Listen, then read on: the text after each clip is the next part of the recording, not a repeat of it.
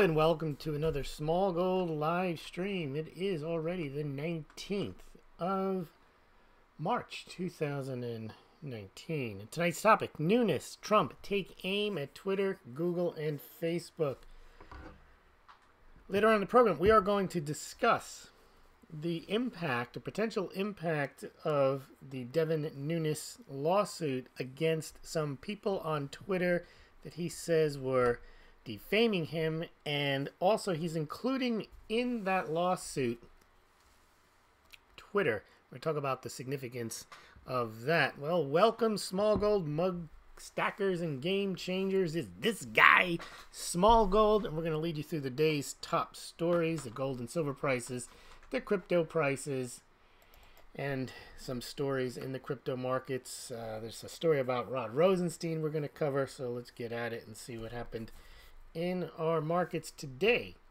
So markets are pretty much flat across the board. Dow Jones Industrial Average down about 26 points at 25,887. So the Dow Jones has been below 26,000. NASDAQ up 0.12%, up about 9 points at 7723, and the S&P 500 essentially flat at 2832. Big winner today in precious metals was platinum. Now, perhaps platinum is going to start to play some type of catch-up to palladium to the extent that those metals may be interchangeable. Clearly, platinum is lower priced by a significant margin to palladium. Platinum today closed at $849. That was up 2%. Palladium was only up less than 0.5%, but palladium is at $1,570. That is a significant margin, and generally palladium has historically been cheaper than platinum. Platinum's generally been the highest priced of the precious metals, and right now platinum's dragging up the rear in third place behind palladium, and even gold is lower priced than palladium. Silver, of course, trades closer to a base metal at $15. But there we are. Let's take a look at the gold price today. Gold price and silver prices today were up marginally, though. The big winner, as I say, was platinum today. The gold price today was up about $2.50 to $13.05. 58, and right now it's at 1305.80. That's up about 0.18%. Not much of a move, but then again, there wasn't much of a move in any of the markets today, other than perhaps platinum. Silver price was up a little bit less, it's up 2 cents to 15.34, and that's where it is right now in the aftermarkets. And what did it do for the unsustainable gold-silver ratio? The one that should be 1-to-1. You know, supposed to be 1-to-1 according to he who shall remain nameless this evening, but he who said that you should buy silver at 70-to-1 because the gold-silver ratio was unsustainable.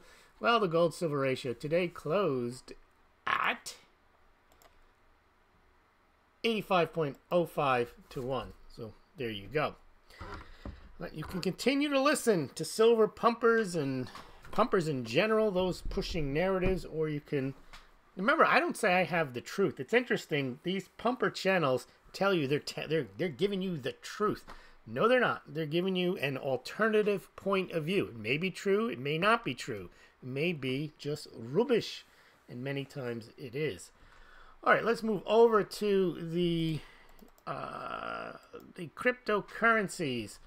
Crypto's had a decent day today. There's some decent stories also we're going to cover.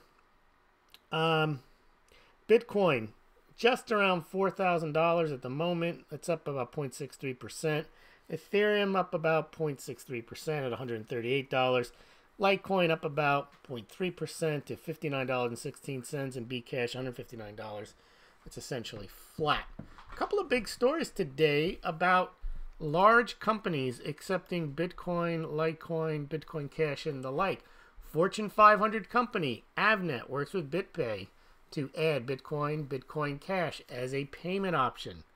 Now, news came to us from Cointelegraph, and the largest e-tailer in Switzerland, online retailer, Digitec Galaxis, now accepts a host of cryptocurrencies, including Litecoin, Bitcoin, Ethereum, Bcash, XRP, and a couple of others.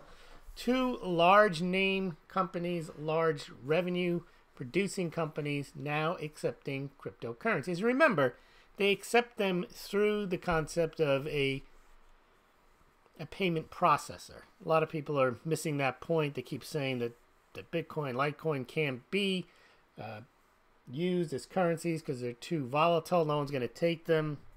They're not up to speed on how payment processors work and how they make it work for everybody. Same with stable coins. We're not going to talk about those tonight. Oh, no, we are going to talk about stable coins. I know why. Because Citibank dropped its plan to issue a JP Morgan style coin. And a lot of people don't understand that a JP Morgan coin is not competition for Bitcoin or Litecoin, not just because of the nature of how it's set up, but because it's not designed to be an everyday currency. It's designed to be a stable coin, a settlement coin. You sell your shares in with your JP Morgan brokerage, you get the proceeds attached to a coin that they produce that doesn't change in value. In a sense, it's almost like switching into the dollars, but you don't have to move into dollars. It's a way of creating, in a sense, it's fake money because it's not based on anything. So if they don't have the dollars, they give you the JP Morgan coin, which is stable, and it represents a dollar. So it is a way, in a sense, of almost increasing the money supply. But in any event, Citibank has been testing it. They're not going to do it. I guess they want to see what arrows and slings and arrows that JP Morgan takes when it issues theirs. Bitcoin ATMs, well, they're going to get one now in, looks like Dubai. Scores cash for crypto with the city's first Bitcoin ATM. Do a quick update on Bitcoin ATMs. They are proliferating. The latest, according to Coin ATM Radar, there are now 4,430 worldwide. 2,721 of those are in the United States. Litecoin is the second largest coin represented by these cryptocurrency ATMs. We call them Bitcoin ATMs because essentially all of them have Bitcoin at least. And then some of them, many of them, have altcoins in them. And Litecoin is the second most popular coin. That's in 66% of all crypto ATMs. They have 2,901 worldwide where you can get Litecoin. And I think that is it on our crypto stories today. There were a bunch of pumper stories. I didn't cover them. By the way, last night we were talking about school. We were talking about somewhat of the scam that, well, it is a scam. That's what the parents got arrested for, trying to get their kids into these expensive schools. We talked about also not just those arrests, but we also talked about how they're like companies. These universities have massive endowments in the tens of billions of dollars. And we also talked about how the standards or the educational product that's coming out of the schools in general is really not getting any better, but yet the cost is increasing incrementally. Part of that is due to the government subsidies and the guaranteed student loans. And here we see, now this has always been disturbing to me, the number of students getting accommodations which help them get more time on the SAT and ACT have more than doubled from 2009 to 2016. I know there's people that are, I've known people who've done this. They claim they're either dyslexic or some type of learning disability, and therefore they need more time to take their SATs, ACTs, LSATs. And I'm just thinking, I understand if you have a disability and you're going to take longer, okay, you become a lawyer on the LSAT, you get a good grade because you take twice as long as everyone else and eventually you figure it out. Are clients going to pay double the going rate because you take twice as long to figure out how the case is supposed to work? I don't know. I'm more than ambivalent on this. I don't think it's right. I think if you have difficulty taking the test, then that will show up in your score, and you can claim that you needed an accommodation, and that I don't think it puts you on an. It's not fair to the people who have to take the test if it's a 3-hour test, they take it in 3 hours. If you can somehow claim, well, I need 4.5 hours because I have some issue, well, yeah, and if you took it in 3 hours, you might not do as well. I don't know. I think that's a little too much hand-holding, and I think it gives the people with the disability actually an advantage, because if they're saying that they've performed just as well as no, it doesn't. It's not listed on their exam. Yeah, I got a 680 on the exam, but I took 4 hours to do it instead of 3. Anyway, not an important point, but important enough that they're saying that the people who have taken these accommodations have now doubled. All right, what else do we have? Mueller probe still going on, but they say it's running down. They say Bill Barr is on the case. He's going to get the report. Supposedly March 26th, they're going to have it out on Amazon for people to read. I don't know if that's going to happen. But Rod Rosenstein, the deputy attorney general who appointed Mueller, and Mueller is reporting back to him, is now off the case.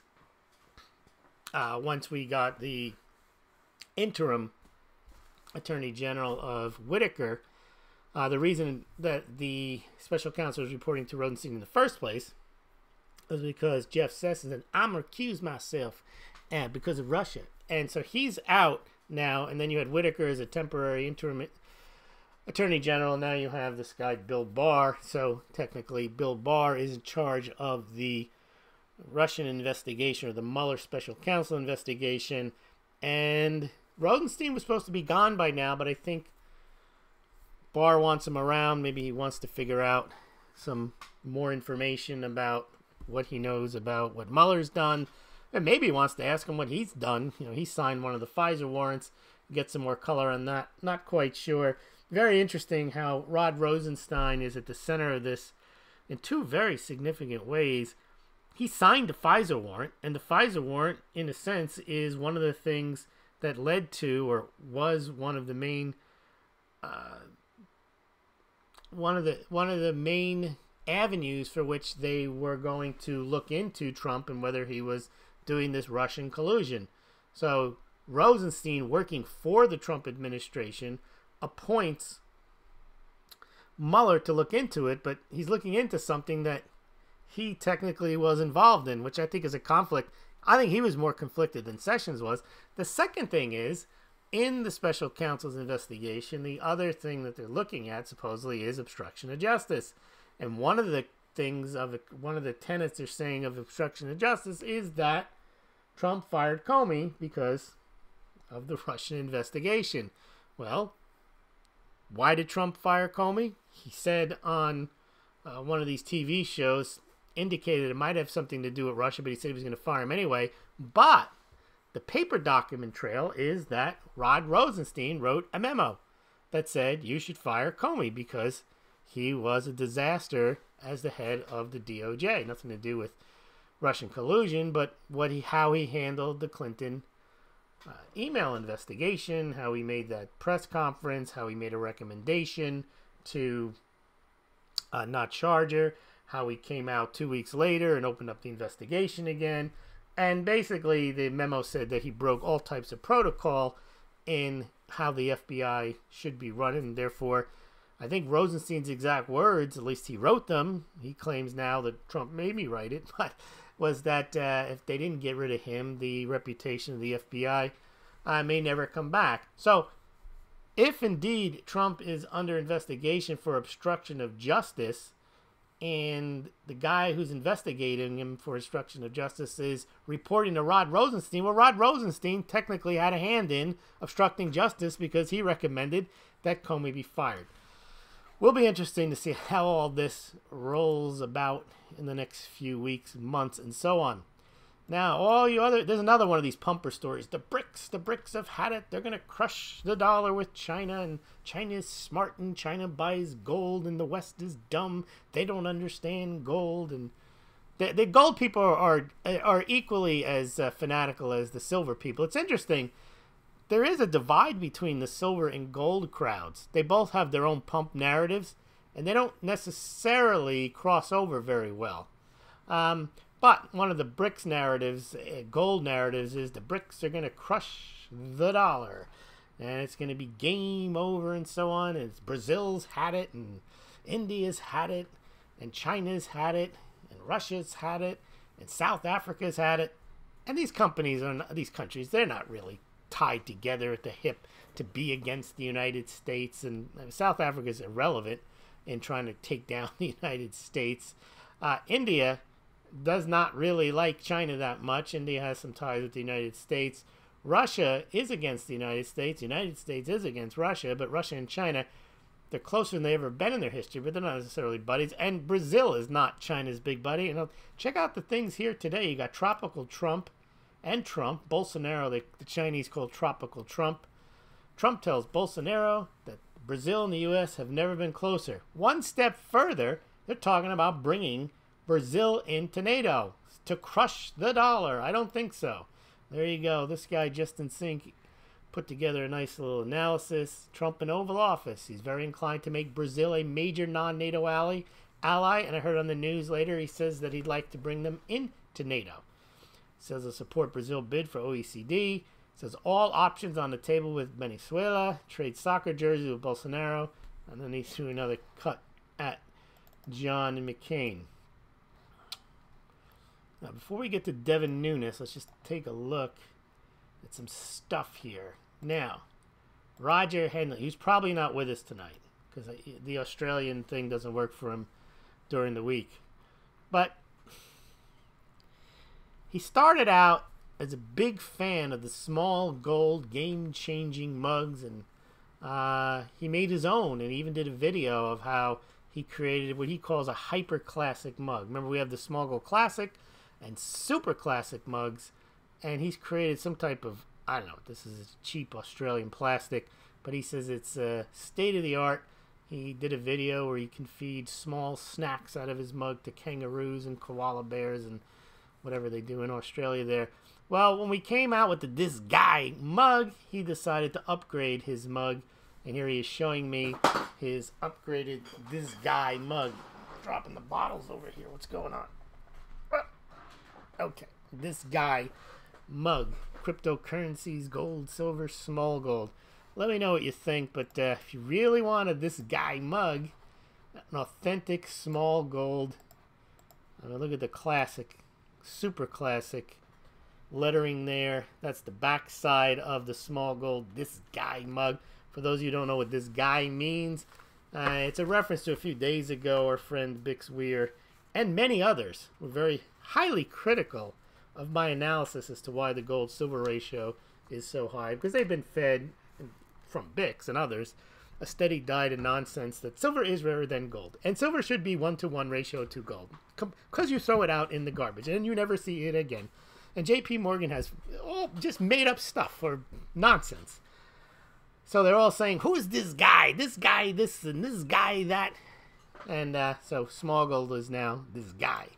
And here is, just so you see with the full picture of it, that's what your mug will look like. You can order that directly from, I'll leave you the link. It is available directly from the Smaulgld shop. And here's the link here. But the other thing is we now have a t-shirt. We sold a few last night. Thank you for those people who purchased the Smaulgld This Guy t-shirts. They are now also available. I think they're on a bit of a discount tonight, maybe 15% off. We still got the, if you wanted to get them directly from Smaulgld headquarters, Smaulgld Classic, Super Classic mugs, coming with a Smaulgld Game Changer eraser.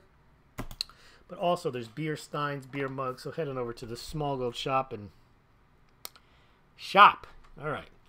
Now, what I'm going to do, I'm going to take a look now with you guys.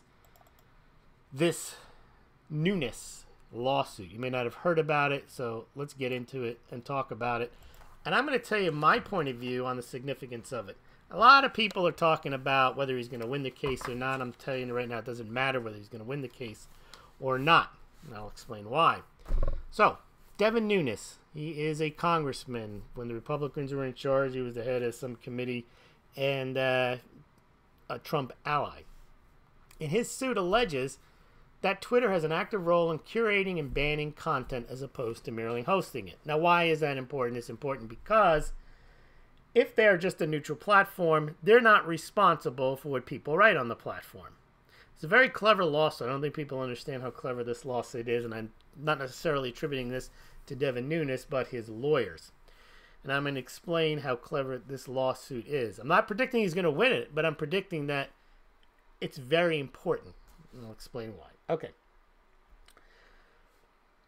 Devin Nunes, the lawsuit he's filed sues about 5 Twitter people, of which only one of them he knows the name, Liz Mayer. Then there's one called Devin's Mom, Devin Cow, Fire Devin Nunes, and Devin Grapes. Now, each of these individuals or handles, whether they're one person, who knows, since about the summer of 2018, are accusing him of a bunch of stuff, calling him names, accusing him of being, I'm not going to repeat the defamation, it's all in the lawsuit, I'll leave a link tomorrow below, and it's just abusive. Okay. Now, he's suing them for defamation. Now, it's very hard to win a defamation case, even a per se defamation case against a public figure. There's all time. No, we're not, and this is my point. It doesn't matter. We're not going to go into an analysis of whether Devin Nunes is going to be able to prevail under the New York Times standard case for a public figure, whether he'll prevail in a defamation case against these 5 screen names. The important thing is that he's named Twitter in it, and here's why. A lot of people have been complaining. It's common knowledge now that conservatives believe, and people that are halfway objective believe, that Twitter enforces its rules in a uneven manner, in that all the high-profile bannings and suspensions and shadow bannings, outright banning, shadow bannings, suspensions, have banned against conservative figures. People like Milo, Zero Hedge has been on Facebook. They stopped allowing you to share their content. They always have these things. It was a mistake. Oh, and we've seen many people get kicked off of Twitter, and many people have complained of shadow banning. Trump is in on this today as well, talking about how someone in the administration was shadow banned. And I have some examples I'll show you on shadow. In fact, the lawsuit mentions that Twitter is famous or infamous for shadow banning. So I don't think that's in dispute, but we'll get to the significance of that. Anyway, I did a poll here. Nunes sues Twitter for $250 million, alleging anti-conservative shadow bans, smears, and so on. Is Twitter a neutral platform or a content curator? And about 80-20 said, no, they're not a neutral platform, they're a content curator. All right, now what's the significance? Well, if you're a neutral platform, then you're not responsible for what people say on your platform. I mean, ultimately you will be if it's pointed out to you and you don't do anything about it. But generally, there's an exemption so that you're just operating the platform. You're not responsible for what people say, and that's Twitter's view of what they are. They publicly say we're a neutral platform, we're there for the free exchange of ideas. And whatever they do in terms of discipline, well, it's necessary to maintain the platform. Now, in theory, that's correct. You can't just say, well, we run a platform, but we don't do anything. In order to have a viable business, you do. You have to step in at certain points. Not necessarily the way Twitter steps in, and the manner in which they step in, and in the biased way that Nunes alleges that they step in. But you cannot have a neutral platform as 100% neutral, meaning they just open up the servers and let you do whatever they want. So there are issues if there evidence of copyright violations, threats, abusive stuff, that you don't not become a neutral platform because you have a set of rules that you enforce to make sure that the platform doesn't degenerate into total chaos. But that's what they claim they are. They claim that they're a neutral platform. Now, a lot of people have said, well, the way to deal with Twitter and Facebook and these companies, because many people view these platforms as essential for the common person's discourse and also for political parties to be able to have discourse. I think in the Nunes complaint, he says, a candidate that doesn't have access to Twitter is not going to win. So they're essentially saying that these are platforms, public squares in the modern world of the digital public square, and they're essential. Okay. What a lot of people have said that should happen is, well, it runs the extreme. How do you deal with these type of monopolies. Well, some people trot out antitrust law. Let's go after them on antitrust law. We either break them up, we'll regulate them. Some are saying Trump should do an executive order. Now, the problem with all those types of, while they may get you a result, the result may be a Pyrrhic victory, because when you regulate the largest companies, the actual real monopolies, you end up almost ensuring that they stay the monopoly. The other thing is, if you create rules and to your liking, so let's say Trump says that they can't ban conservatives or whatever it is, whatever slant he wants to put on it, well, who's to say that the next administration, the next Congress, decides, well, now that we've firmly ensconced this monopoly in place even more, we'll just change the rules. And then they can legalize the bias back against conservatives again. I don't think people realize that. They think, well, we get in there and we just can't wait and we'll fix this through executive order, regulation. We'll do something about it, because the situation seems dire, because it doesn't just extend to social media platforms. It could extend to payment platforms and so on. So you can understand why people want something done. What I'm going to show tonight, though, is that what the best way to get something done here is really through what Nunes is doing. And I'll give you an example. These types of suits, like Gawker, is out of business now. Why? Now, Gawker itself did the defamation. They did something with Hulk Hogan and sex tapes and everything. Well, they went out of business because of the Hulk Hogan. Now, the Covington kids, same thing. Washington Post, CNN, they're being sued for large amounts of money for essentially being biased. Now, they did defame the kid because they put him up in a false light intentionally. Like, look at that kid. Look at that nasty kid smirking, insulting this Vietnam War veteran, which he wasn't. That he's harassing them. They surrounded them. I mean, he's 15, 16 years old. He's just standing there. And the guy comes up to him, pounding on the drum. And this after the black Israelites were yelling all kinds of names at them, cracker and so on, for a half an hour. So essentially the kid did nothing other than smirk and try to show that he was non-harmful. Anyway, what's going to happen there is he'll probably win that lawsuit. And in a sense, that will end the bias, because they'll either have to change their policies or they can go out of business. I mean, a $250 million judgment, you might not be able to withstand that. And that's what happened to Gawker. Was $150 million, and they said, that's it, we're out of here. I don't even know if Hulk Hogan even got his $150 million. Doesn't matter. Gawker is gone. So those are a little different. If the Washington Post and CNN want to be so biased so that they're going to, in a sense, not do the research and just say what they're going to say, or paint some child in a false light and then carry on about it, insist that it's true, that in itself can put them out of business. But this suit is even more important than that suit, because that requires the publisher, because that's what the New York Times, the Washington Post, and the CNN are. So they can be sued because they're the ones who actually made the statements. Now, in this case, you say, well, it's harder to take down Twitter, it's harder to take down Facebook, because Jack Dorsey doesn't go out there and trash people and make up stories about people, and Zuckerberg doesn't do that either. Like, no one at the company does that. Maybe they do, but I'm not aware of them, and they can always argue they're not the company, they just work here. Okay. What's important about this lawsuit is the Nunes lawyers are saying that Twitter is responsible for this. Now, how is Twitter responsible for this? Because Nunes' lawyers are arguing that they are responsible. And the reason they're responsible is because they are not a neutral platform.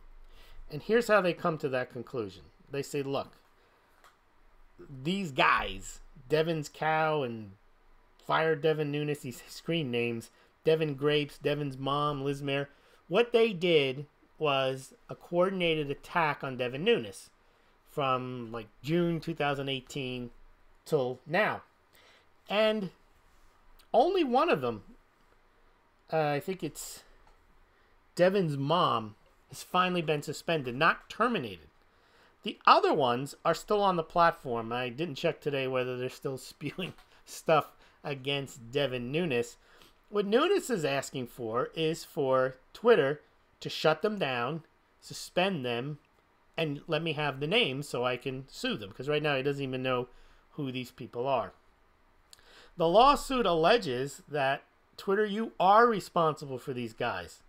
These guys. Why? Because you've allowed this to go on and on and on. And the allegation is that these people were set upon Devin Nunes to discredit him, distract him while he was doing his own investigations.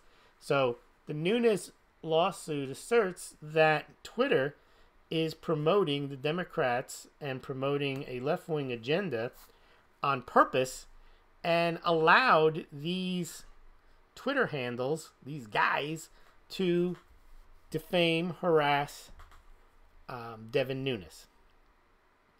Devin Nunes also claims that he was shadow banned, so he couldn't respond to these people, and therefore it would amplify the attacks on him because he couldn't be able to respond, and therefore it would also help not just defame him, but discredit him and his investigation.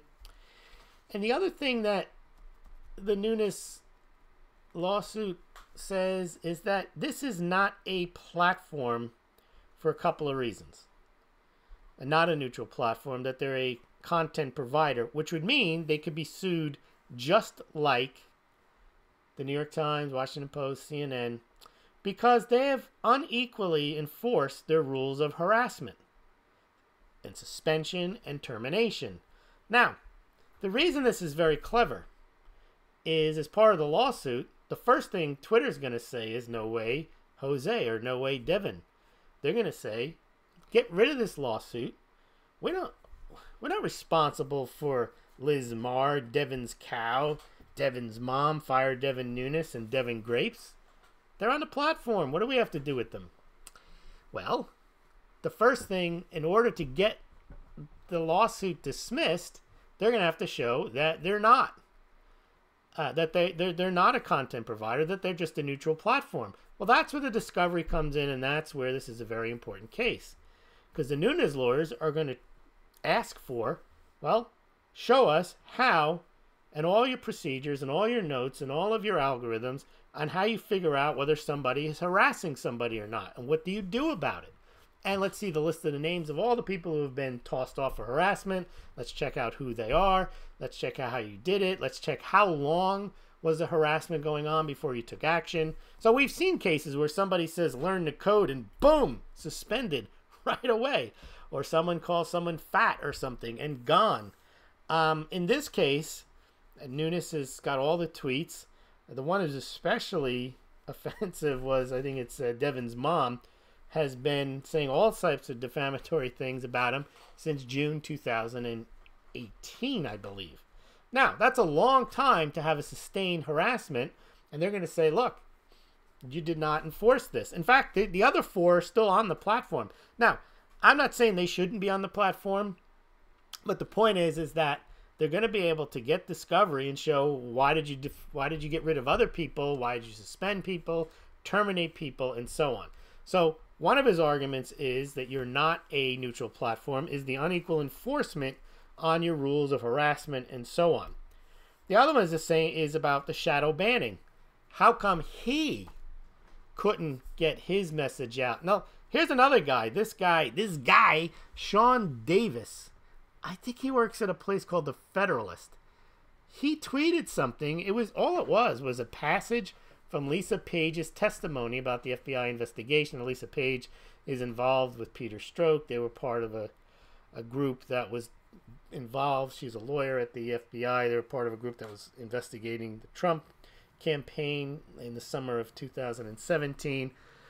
And she had given testimony at the end of 2018 about what she thought was going on. Anyway, this guy, Sean Davis, just posted something about it, but he had shown that he could see the tweet he made, but if anyone else looked at the tweet, it would say, this tweet is not available.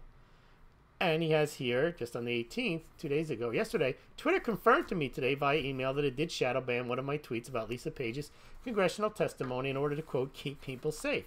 Twitter deliberately deleted the tweet URL, kept it visible for me while I was logged in, so I think it was still up. And then we have here our friend Chai Girl.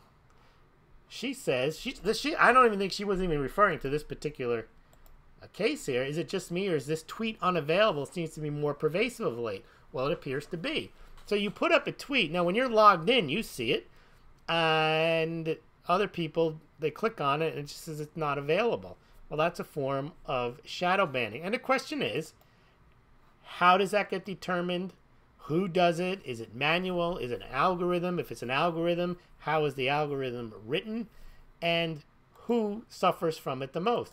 If indeed, through discovery, it's shown that the vast majority of the cases are against people that have a different viewpoint than the claim that Twitter has a left-wing, democratic-leaning point of view, well, then they will be deemed not to be a neutral platform, clearly.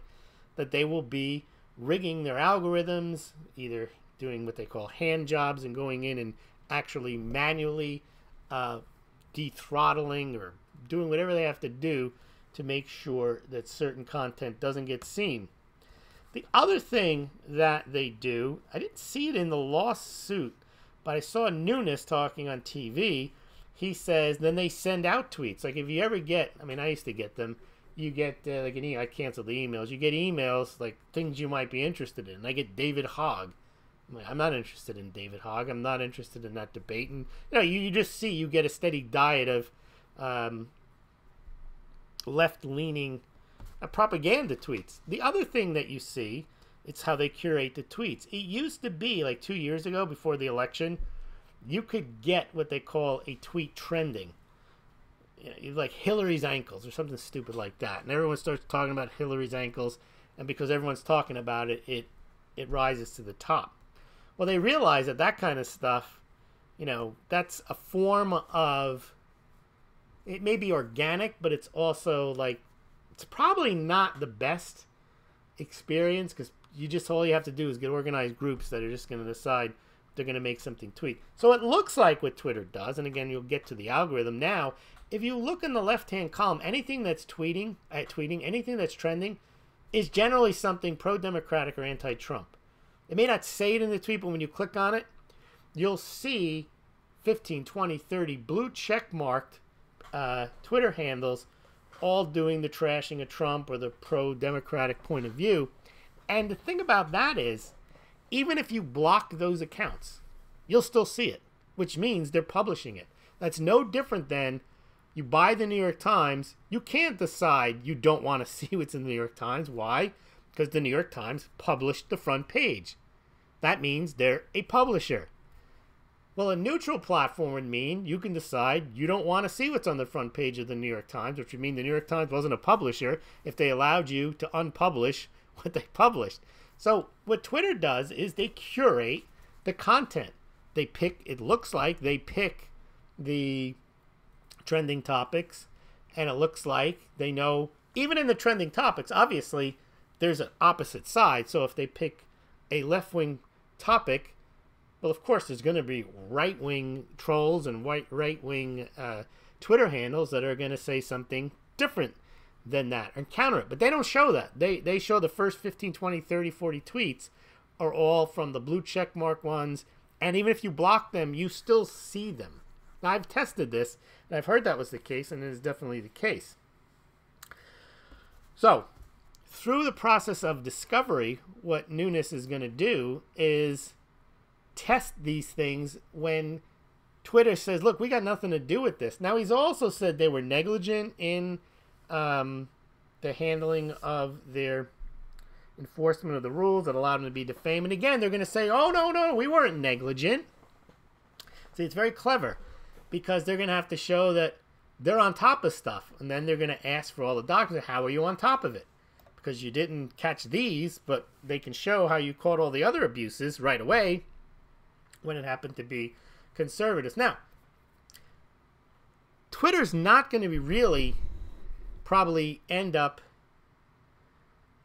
They may, but the real key to this case is the public disclosure that will probably show that they are a publisher, which would lead the door open to other lawsuits that actually somebody might be able to win. Nunes is going to have a hard time winning against these guys, but his discovery process is going to expose, I believe, the entire issue of how Twitter operates. Now, also it opens into Persia because they say things like, we don't shadow ban, we don't do this, we don't do that.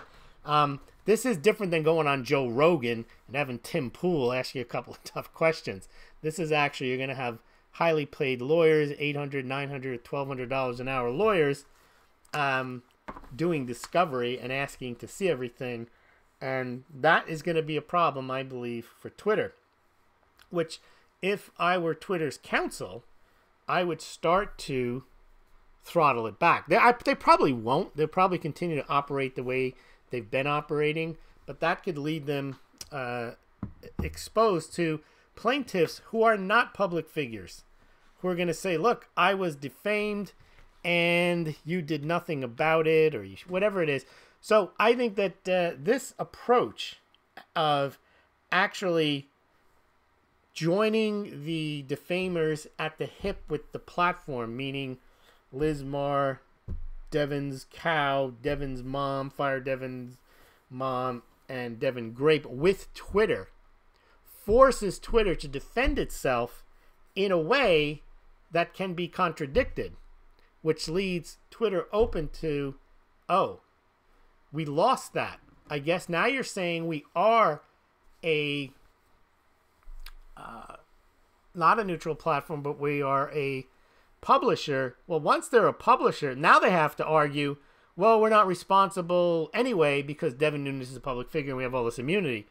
Okay, but in a sense, you've then conceded the fact that you're not getting past, you're not going to be able to dismiss this case on the fact that you are a neutral platform. So they may win it in the fact that they'll say, look, they may lose on the determination that they're not a neutral platform. As far as I'm concerned, that's a huge win.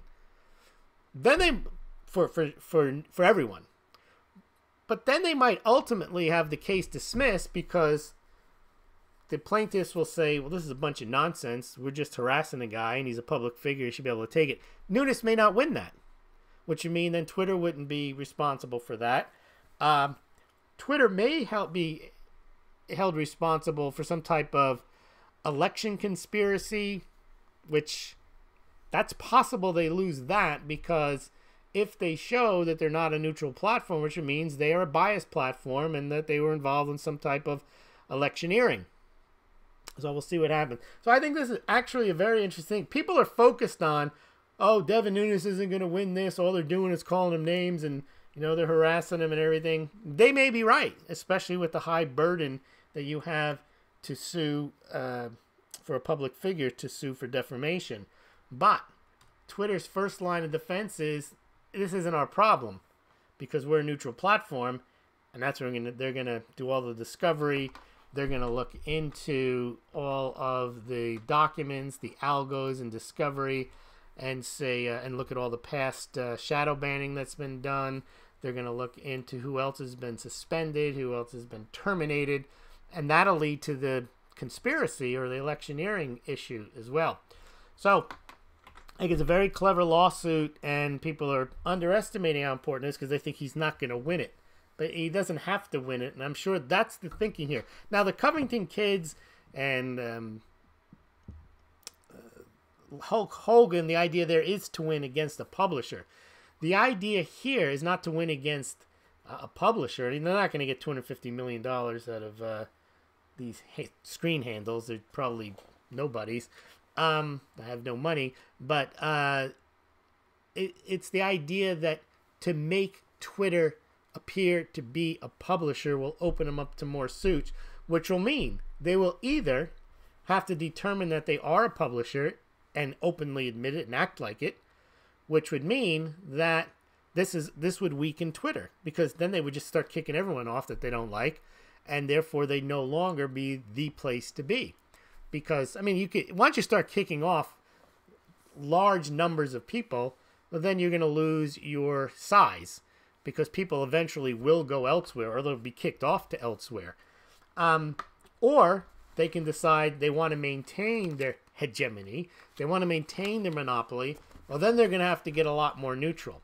So I think this is actually the market, and I do include lawsuits as part of the market as a way of self-regulating rather than having real legislative regulation or some type of executive order. I think this is the case where Facebook, Twitter have gotten so big that if they want to maintain being big, they have to be a neutral platform.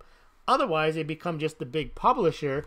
But once you're a publisher, no one, that's the vagaries of taste. Washington Post will never get 100% readership. New York Times will never get 100% readership. Breitbart will never get 100% readership. Why? Because there's people who like their news on the right and there's people who like their news on the left.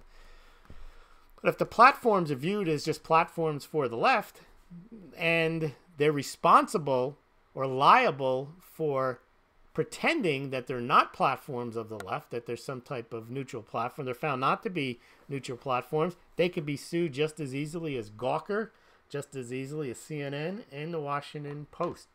So let's see what you guys think. But first, Trump gets it. Now, what Trump does, I think, is less important.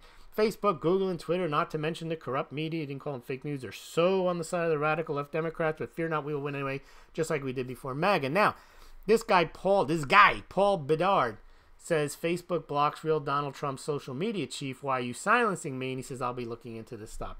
The bias. I don't think Trump wants, and the reason a lot of people are frustrated with Trump, like, why doesn't he do something? Yeah, then everyone's going to call him Hitler and all that kind of stuff. So I think that the lawsuit is the best way of exposing if there is indeed some type of bias, and that bias, if it is exposed, would show that they are not a neutral platform, which would mean that they could therefore be sued under the same standard with no immunity as a normal publisher like the New York Times, Washington Post, and CNN. All right, hope you enjoyed that. Let's see what you guys are thinking over in the comments section. Tossing Molotov says, I'm late. Well, just for that, I'm going to show you a picture of beer or something. I got to give you some images. I'll just show you the regular mugs. There, your regular, your four. Super classic to the left, classic to the right. Smaulgld travel mug and the Smaulgld espresso mug. The last two are available only at the Smaulgld Zazzle site. Link below. And if you want the Smaulgld classic or super classic mug, I send those out with 2-day shipping, priority shipping, with a Smaulgld game changer eraser and a personal note. So go to smaulgld.com if you want to get those. You'll get those faster. Anything you order from me, you get much faster than through the store, because I have a small number of classic and super classic mugs, and I ship them out the next day. I'm not far from the post office, so it's a pleasure to go and send them out to the Smaulgld game changers, mug stackers, and so on. Well, let me also show you what's available at the Smaulgld Zazzle store. Are the I love these two mugs. We also have Smaulgld glass too at the store, but this is the Smaulgld beer stein, 22 ounces, and then the Smaulgld 16-ounce frosted mug. You put that in the freezer, a little water on it, you get double frosting on the mug. Very nice indeed, as Salivate Metal might say if he were here. All right. Anyone miss Bernie? I heard you had on a leprechaun the other night. I heard he was talking about the 1% in Ireland. No, Bernie, he wasn't talking about the 1%. You're talking about the 1%. All right. Let's get back up the Smaulgld. Let's see. Now we're going to get to your comments. If there aren't, here are the Smaulgld game changer erasers. There they are. Look at that. That's what you get if you order directly. You can pay by PayPal. If you want to pay Litecoin, Bitcoin, you can do so. Just shoot me an email and we'll work it out. I've got to get Johnny Litecoin to set me up with a payment system so you can just pay without contacting me first. Look at this one here. I love that. That really is a much better picture. That's the professional picture. The other one's on my own floor. That is the Smaulgld mug stein. We've got mug shots of them. Not going to show them to you tonight. with the mugs lined up on a lineup. So they're technically mug shots. Get it? It's a real funny joke there. All right. And here's the Smaulgld fundraising page. And now we're good. By the way, if you got any more pictures of yourselves with your dogs, your cats, yourselves in the Smaulgld t-shirts, this guy t-shirts, send them along and we will show them. All right. Lance is here. Excellent. All right. Andrew's not going to call at the bottom. Plus, it's possible to get a deep spike down still and rise from there instead. Well, that's always true with any asset class, but especially cryptos. Even silver. Silver is a spike and dive metal, too. All right. YouTube gave me some free super scat money. I don't know what that is. That's DB stupid. Who is Global Pay? I don't know. I don't know who they are. Philip Quinn is here. Coins AZ is here. This guy, that guy. Andrew says, no doubt, Bitcoin or crypto in general at least will be ubiquitous. Interesting spelling. Taylor Collins is here. Hey, folks. Hola, coins, says Philip. All right, DB stupid. Smaulgld, take a look at libertyx.com. It's like Bitcoin ATM, but the cash register is at location. Yes, I actually covered them one time. Interesting concept. I don't know how much they do. I saw you just type in an area and then you find you go to the shop and they have an ATM or they give you a coupon at the point of sale. It's an interesting model. Yes, in theory, you'd be able to buy Bitcoin at any store that accepts credit card transactions. The other thing, they say they can rig a lot of the ATM machines to do the same without actually installing a Bitcoin ATM. They put the software into the existing ATM and you can do it that way. All right. What else? Editor, Smaulgld. I hope mug sales spiked with the sale. I took advantage and bought 2 of them. Oh, nice. What'd you buy? The Smaulgld, this guy mugs? I gotta check the sales. That's nice. Tossing Molotovs. It's surprising how many have dyslexia of one type or another. We have to learn to adjust reality and move on. Well, that's the thing. I mean, if you have dyslexia, you have dyslexia. You're not going to get any slack cut at a job. I mean, you're going to have to. It's unfortunate, you know, but if it's going to take you longer, it's going to take you longer. That doesn't mean someone won't see value in your work or hiring you, but I think it's a misrepresentation to get a higher score than you would have got because you're allowed more time, because you're not going to be allowed more time in your job. So, I don't know. Russia Gate. Yeah, we'll see. Yeah, this is interesting what Coins AZ says. Russiagate is a symptom of the Dems-Trump derangement syndrome, and I'm somebody who sees Trump as a disastrous president. I have followed. What's interesting is, I have followed this objectively as possible. The news, if you read a lot of, okay, I don't want to make a big story about because there's books written about this, but if you look at the publicly available information, it's not biased to say that they definitely were trying to take down Trump. It's obvious.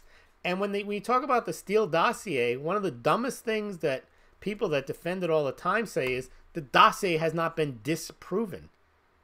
That is literally moronic. You don't disprove. That's not the standard for how. Oh, okay. So I want to spy on somebody, and I say he's killed 3 people, and he's a murderer. So go spy on him. And the defense of that is, well, you can't disprove that he didn't kill those 3 people. No, you know, they're dead, the 3 people. And we claim that he killed them. That's not the standard of proof. It's unbelievable. And so they're not really looking into it. Basically, it is they're against Trump. They don't want to hear anything that might exonerate him. They don't want to hear anything good about him. They don't want to hear, and they just want to. It's the same with the gold and silver pumpers, the Bitcoin pumpers. They have it in their mind what's good and what's bad, and even if the reality and the facts stare in their face and they tell them, no, the narrative you're following, silver to gold, 1-to-1, hasn't happened, not going to happen, isn't happening, they don't care. And then what do? They lash out. This guy doesn't know what he's talking about. He's clueless. Of course the gold-silver ratio should be 1-to-1. And guess what? A lot of morons shake their head and go, yeah, like he said. Yeah, he's right. That guy's a moron. It's the same thing with you show somebody who's against Trump something that is factual. Oh, where'd you get that from? Fox News? Well, even if you did, it doesn't matter if it's true. And it's the same thing. You get people that are just tied into a narrative. They could care less. And, well, it's the same with the Covington kid. Even after it came out that he in no way provoked that guy. Well, yeah, he's guilty of something. He's got that smirk on his face, and he was wearing a MAGA hat. Oh, okay. Yep. We're reaching the end of the debt cycle. Taylor Collins getting all economic on us here. Stack diamonds. No, you cannot stack diamonds. See, Persanthi Girl's a big fan of Roger's cheap mugs. Those plastic knockoffs. He's not even here tonight. She's always buttering him up, asking him if she can buy one from him. Probably took him 12 hours to make that mug anyway. And remember, it's got like kangaroo spit on it too. So I don't know if you really want that Persanthi Girl. All right. What else do we have here? Well, I think we're done. I hope we're not done. Maybe we are done. This guy ratio. Persanthi Girl want to send. Yeah, she does want him to send me one. All right, everyone. Well, Coco says hello, says DV Stu. Well, hello. Yep. All right. Well, I want to thank everyone for joining me this evening, and we will see you tomorrow evening, and it's almost coming up to Saturday Night Silver with Smaulgld, which, by the way, I will have a special treat. We're going to talk about a little history of silver, Hernan Cortes, and the mining of silver in the New World. And we're going to be talking about how a lot of that silver ended up in China, because Chinese people are smart and they buy silver. Yep, we're going to talk about that. We're going to talk about silver confiscation. So it'll be a silver fest on Saturday night silver with Smaulgld, because Smaulgld hates silver, supposedly. All right, guys, gals, and 57 other genders. We will see you tomorrow night.